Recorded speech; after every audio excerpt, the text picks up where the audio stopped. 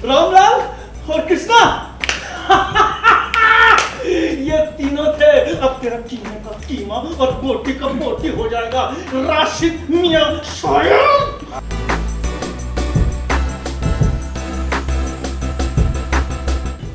2022 मतलब ये 1985 नहीं है?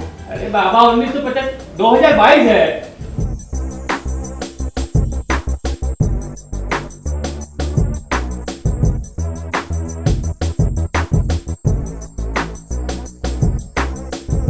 सीरियल मैडम सर में हसीना और करिश्मा केस को सॉल्व करने के लिए हमेशा कुछ न कुछ एक्सपेरिमेंट करते रहते हैं। इस बार का एक्सपेरिमेंट काफी इंटरेस्टिंग है। जी हाँ, इन दोनों पर छा गया है 90s का भूत। जरा आप भी देखिए।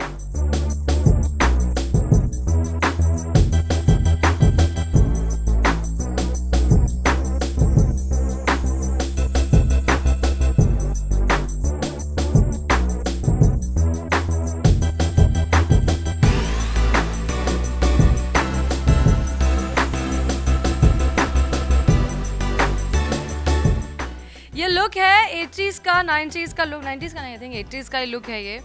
You can see it's very Mumtaz, Vyjayanthimala, Sadhana, उस टाइप का लुक है। केस भी वैसा है कि एक विक्टिम आए हमारे पास जो 30 साल बाद कोमा से जागे हैं, तो उनकी हेल्थ पर असर नहीं हो इसलिए हम ये 90s के बन के उनके आसपास घूम रहे हैं। उन्हें याद दिलाने की कोशिश कर रहे हैं कि क्या हुआ था, कैसे हुआ था, उनकी क्या परेशानी है एंड ऑल दैट। आप सोच रहे होंगे ना कि आखिर हसीना ने ऐसा लुक क्यों लिया, तो आपको बता दें कि ये लुक है एक केस को सॉल्व करने के लिए। दरअसल हसीना और टीम के पास एक केस आया है। एक आदमी 30 साल बाद कोमा से बाहर आया है, लेकिन उसे लग रहा है कि वो अभी भी पुराने वक्त में है, यानी कि 30 साल पहले। रामलाल और कृष्णा ये तीनों थे। अब तेरा कीमे का कीमा और बोटी का बोटी हो जाएगा। राशिद मियां स्वयं। साथ ही डॉक्टर्स का कहना है कि कुछ वक्त तक उसे पता नहीं चलना चाहिए कि वो 2022 में है, नहीं तो उसकी तबीयत और बिगड़ सकती है। अरे मैंने मुशायरे में एक शेर पढ़ा था जो राजेश खन्ना साहब को बहुत पसंद आया था। उन्होंने वादा किया था कि 15 तारीख को जो मुदाक है यानी कि इंटरव्यू, वो उसमें शेर जरूर पढ़ेंगे और साथ में मेरा भी नाम लेंगे। तो वो आपको देखना है वो? नहीं, इनको दिखाना है कि राजेश खन्ना साहब किस तरह से मेरा नाम लेंगे, समझे? आई थिंक हसीना हो या उर्मिला हो, दोनों की खासियत यही है कि केस को अलग तरीके से सॉल्व करते हैं। चाहे वो गेटअप में हो, चाहे वो कन्फेशन निकलवाना हो, चाहे वो कुछ अतरंगी हरकतें करना हो। सो दोनों का फोकस और दोनों का की विचारधारा सेम है, लहजा अलग है, बातें अलग है। बट हाँ, अभी हमने एक बहुत अच्छा ब्यूटीफुल सा अमेलगमेशन किया है हसीना और उर्मिला का, कि वेर हसीना सेज कि हसीना ने हमें सलीका सिखाया लेकिन उर्मिला ने हमें जीने का तरीका सिखाया। तो आई थिंक कहीं कहीं थोड़ी थोड़ी सी उर्मिला की हिंट्स शायद रहेंगी। अब देखते हैं राइटर्स क्या डिसाइड करते हैं। ऐसे में हसीना और करिश्मा ने उस पेशेंट को 90s का फील कराने के लिए पुराने जमाने के कपड़े पहने हैं। इतना ही नहीं, उन्होंने तो पूरा माहौल तक शायराना रखा है।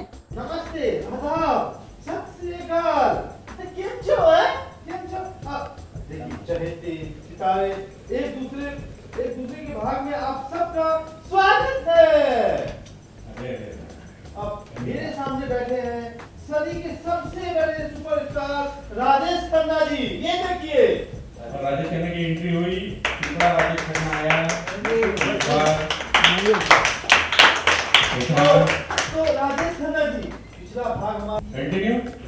लेकिन तभी अचानक से स्टोरी में आता है ट्विस्ट और पेशेंट को पता चल जाता है कि ये 30 साल पहले नहीं बल्कि 30 साल बाद की बात है और वो 2022 में है और उसने अपनी जिंदगी के 30 साल कोमा में बिताए हैं। मैं एक राइटर हूँ। हाँ। मेरा एक एड एजेंसी के साथ कॉन्टेक्ट हुआ था। हाँ। एड एजेंसी को मुझे 10 साल बाद 5 लाख रुपए देने थे।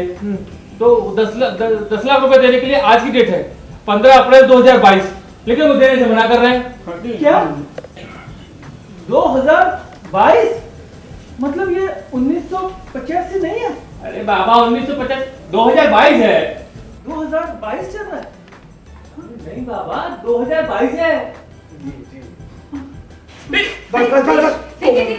मिस्टर अब्दुल, हमारी बात सुनिए। देखिए, दरअसल सच्चाई ये है कि आप पिछले 30 सालों से कोमा में अभी जागे हैं 2022 में। डॉक्टर्स ने हमें ये बात आपसे बताने के लिए, डॉक्टर्स ने हमें मना किया था कि ये सच्चाई हम आपको बताएं, इसलिए हमने ये सारा ड्रामा किया है। ऐसे में उसको लगता है कि 30 साल गुजारने के बाद उसके केस की सुनवाई नहीं होगी और वो अपसेट हो जाता है। 30 साल अब्दुल मियां, देखिए हम आपको समझाते हैं क्या है। नहीं, कुछ समझाने की जरूरत नहीं। 30 साल निकल गए। मैं गधा था जो इस 30 सालों में सिर्फ अब माफ करना दो। मैं अपना 30 साल पुराना जो केस रजिस्टर किया था वो वापस ले लो। गलती हो गई।